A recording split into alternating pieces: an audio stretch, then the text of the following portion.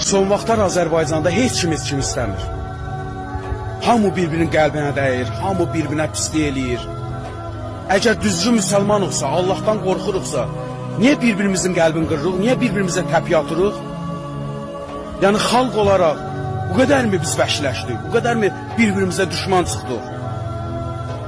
Yəni Allah gör nə qədər səbirli Allahdır ki, bizə dözür, bizə səbr eləyir. İnanın mənə, heç bir xristiyan ölkəsində bizdə olan vəhşilik yoxdur. Allahımıza and olsun yoxdur. İnsanlar xoşbəxt yaşayır. İnsanlar bir-birinə dəyər verir.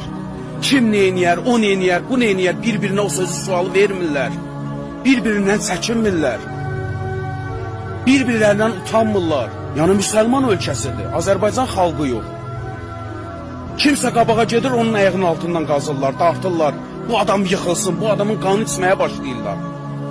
Yəni bunun harası müsəlmançılıqdır? And içirəm Allaha. Azərbaycanda 70% müsəlman yoxdur. 70%.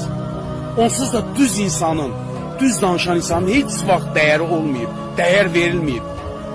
Çünki Azərbaycanda yaşayırıq. O qədər vəhşi insanlar gördüm Azərbaycanda, o qədər bir-birinin ayağını qazan insanlar gördüm Azərbaycanda, bir-birini istəməyən insanlar gördüm Azərbaycanda. İnanın mənə sevgi deyilən bir his qalmayıb məndə. Az qalır ki, istəyirsən bu torpağı, bu vətəni atıb, gedib Avropa ölkələrində yaşayasın. Dəyərmi buna?